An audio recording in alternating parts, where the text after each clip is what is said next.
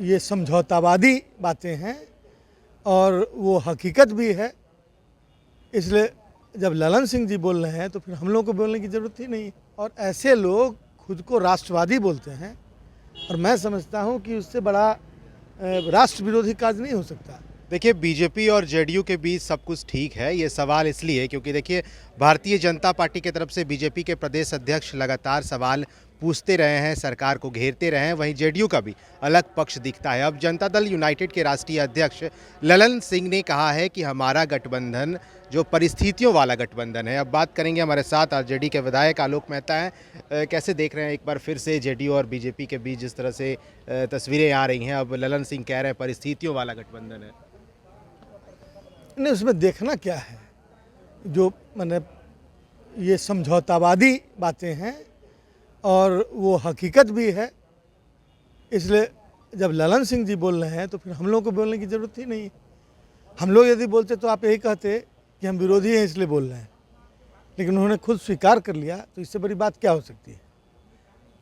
और यदि ये पारिस्थितिक गठबंधन है तो मैं समझता हूँ कि सिद्धांतों को यदि आप मजबूती से सामने रखें, यदि आप खुद को धर्मनिरपेक्ष, खुद को गरीबों का हमदर्द बताते हैं अपने सिद्धांतों में और उसको सामने रखें, तो ये परिस्थितियाँ नहीं बनेंगी और गठबंधन समाप्त हो जाएगा। लेकिन ये परिस्थितियों का बीच बीच वाली बात क्या हो सकती है?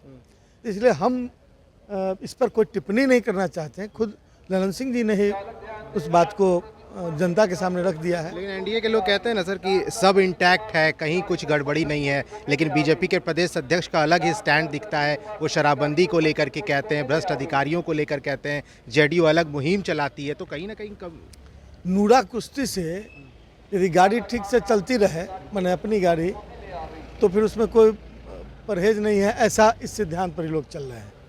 इसलिए लोग नूरा कुश्ती कर करके अपने अपने सिद्धांतों के बीच एक लकीर खींचने की कोशिश कर रहे हैं। वह लकीर पानी पर एक लकीर खींचने के बराबर है। यदि भाजपा के गोद में बैठे हुए हैं तो आप सांप्रदायिक हैं, सीधी बात है। आप ये निर्णय अलग नहीं हो सकता कि भाजपा का जो सांप्रदायिक निर्णय है वो आपकी सरकार में और आपके नाक के नीचे लागू हो रहा है, पदाधिकारी लागू कर रहे हैं और आप कहिए कि हम अलग हैं। तो ये चीज़ें नूरा कुश्ती और इस तरह की चीज़ें भरमाने के लिए हो सकती है जनता को, लेकिन जनता आजकल बहुत समझदार है। सदन में आज जो कुछ हुआ, हरिभूषण ठाकुर बचौल को लेकर के जो बातें निकल के आई, क्या लगता है अब आगे क्या होगा? इसको लेकर बैठक भी बुलाई गई। देखिए, बहुत ही संवेदनशील मामला है और ऐसे लोग खुद को राष्ट्रवादी बोलते हैं और मैं समझता हूँ कि उससे बड़ा राष्ट्र विरोधी कार्य नहीं हो सकता। कि देश जो संविधान पर आधारित संचालन है देश का, और संविधान जैसे धार्मिक क्षेत्र में गीता और कुरान है, उसी तरह देश को चलाने के मामले में संविधान है। और आप संविधान परक बातों को मानते ही नहीं हैं और आपका बयान आता है किसी धर्म विशेष के विरुद्ध, उनके नागरिकता तक समाप्त कर देने और उसके वोटिंग राइट को ख़त्म कर देने जैसी बातें हैं। तो ये सिर्फ अभिव्यक्ति नहीं हो सकती है किसी सामान्य व्यक्ति की। यह जो है मैलिफाइड इंटेंशन से भड़काऊ बातें बोलकर देश को तोड़ने की साजिश हो सकती है। ऐसे में जो माननीय विधायक हैं, मैंने उनसे सदन में मांग हुई है कि आप इस पर माफ़ी मांगें, सरकार जवाब दे। सबसे पहले तो सरकार जवाब दे।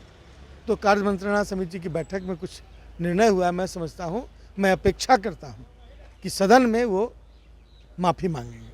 बिल्कुल, देखिए सदन में माफ़ी मांगेंगे। हरिभूषण ठाकुर बचौल को लेकर के ये बातें हो रही हैं। बिस्फी से विधायक है, उन्होंने अल्पसंख्यकों को लेकर के जो बातें कही, जिसके बाद सदन में खूब हंगामा हुआ। फर्स्ट बिहार के साथ बने।